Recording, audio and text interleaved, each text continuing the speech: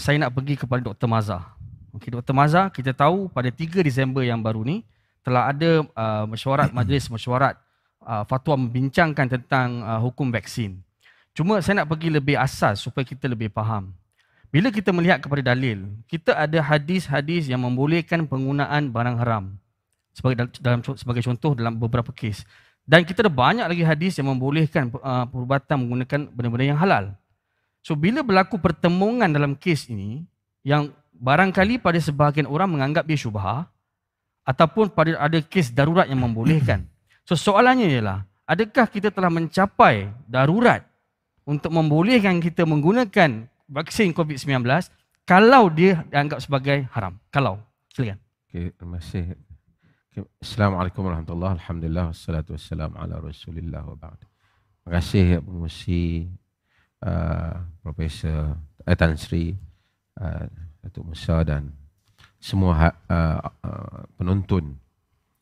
Yang pertama ialah sebelum kita pergi kepada isu tu, saya lihat apa yang disebut oleh Tan Sri tadi ialah kegagalan kita untuk menjadi masyarakat pengeluar. Itu orang Islam punya kegagalan. Kegagalan ni bermaksud kita sentiasa mengharapkan untuk menggunakan barang orang. Jadi then kita akan komplain, tapi kita sendiri tak produce, kita sendiri tak mengeluarkan. Itu kelemahan dunia Islam. Dan saya selalu quote Maulana Abu Hasan Ali An-Nadwi dalam bukunya Madza Khasir Alam min Hitatul Muslimin, apa ruginya dunia dengan kemunduran orang Islam. Dia tulis berpuluh tahun dulu. Dia kata orang Arab atau orang Islam ni, kalau sekiranya dia nak buat perjanjian dengan musuh dia dengan Barat, pen tu sendiri pun Barat buat. Apatah lagi, maksudnya dia tak mampu. Jadi pen tu pun orang buat. Baju yang dipakai ditenun di negeri orang. Air yang dia minum dihasil oleh orang. Jadi ini adalah masalah krisis dalam dunia Islam. Itu dulu saya nak address benda tu. Dan seperti Dr. Qardawi selalu sebut bahawa orang Arab banyak dengan kereta-kereta mewah dia yang membanggakan, tapi basikal pun mereka tidak mampu buat. Ini adalah krisis dunia Islam. Tapi kita sudah berada dalam krisis. Maka ada produk yang ada di depan mata kita, sebahagiannya bukan daripada orang Islam. Apa stand Islam dalam hal-hal yang seperti ini? Okey. Pertama ialah, ini kita cakap pasal perubatan. Memang ada hadis, umpama yang riwayat Abu Daud, Nabi kata, wala tadawu biharam. Jangan kamu berubat dengan yang haram. Tapi yang haram itu, apa dia? Kalau dia ada perkara itu sendiri haram. Misalnya, khinzir haram. Ada yang kedua ialah, perkara itu tidak haram. Ada bercampur dengan perkara yang haram. Ada yang kedua ialah, dia bercampur dengan yang haram dan yang najis. Jadi kita nak kata berubat dengan haram pun dia bukan benda haram. Ada elemen pencemaran. Elemen pencemaran itu apa nak ditakrifkan? Ini yang saya selalu sebut dalam keadaan keperluan kita ni. Keperluan ni, kita mesti ada sedikit kelonggaran fiqh dalam hal ini, di mana ada benda yang memang base dia itu tak haram, tapi dia telah dikatakan bercampur dengan unsur yang haram. Katakanlah, tapi saya rasa yang kita punya COVID ni more kepada sintetik punya, yang bukan animal base. Tapi tak apalah, kita cakap tentang konsep yang umum. Di dalam Islam ada satu bab yang saya selalu sebut, dinamakan istihalah.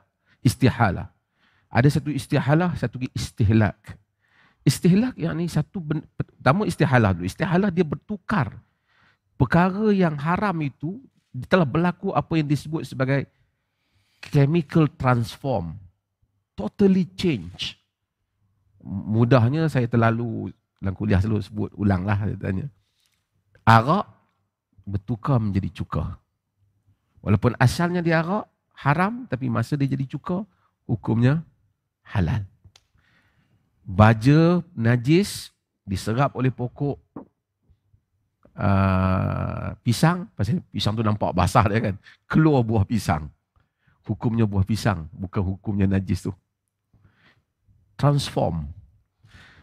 Cumanya dalam ulama nak mentarifkan adakah transform ini telah berlaku ataupun tidak. Itu saja.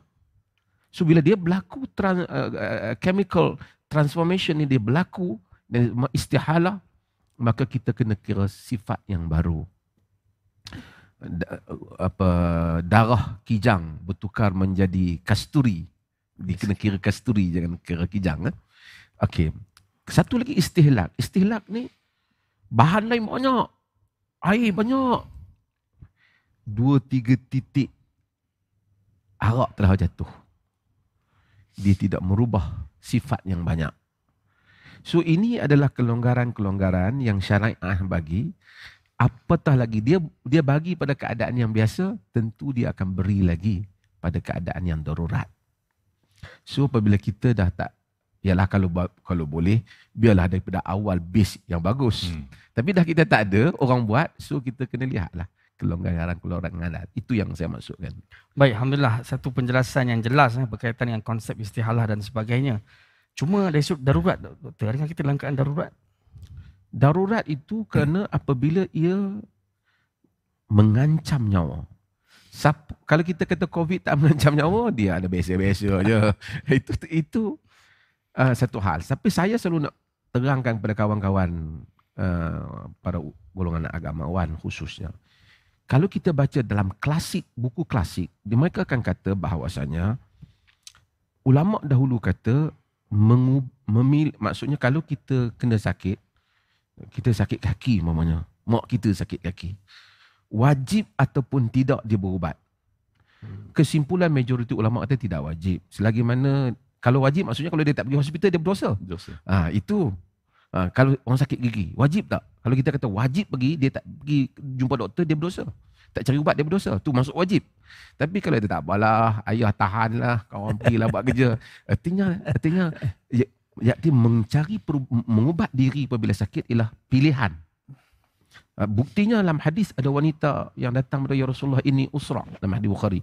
Aku ni macam histeria. Nabi kata, "Lau syi'ti da'watullah an yu'afiyaki walau syi'ti sabarti." Kalau kau mau aku boleh doa supaya Allah sembuhkan kau, ataupun kau mau kau sabar walakil jannah, bagi kau syurga. Dia kata, "Bal asbir, aku sabar ya Rasulullah." Dia kata dia sabar, maksudnya dia memilih sabar, tidak memilih sembuh. Rasulullah tak marah dia. Tapi wabak cerita lain. Sakit gigi, you punya masalah. Wabak bila you tidak ubati diri you, kita tak ubati diri kita, kita pergi masuk dalam masyarakat kita, kita menjadi penyakit pada orang lain. Sedangkan agama melarang kita membahayakan orang lain. Baik. Kalau satu orang kena COVID, duduk di satu buah pulau tu tak ada siapa, dia saja yang hidup, okey, dia boleh buat pilihan nak berubat ataupun tak. Baik, terima kasih banyak. Kita akan ulas berkaitan dengan itu dalam soalan berikutnya, insya-Allah.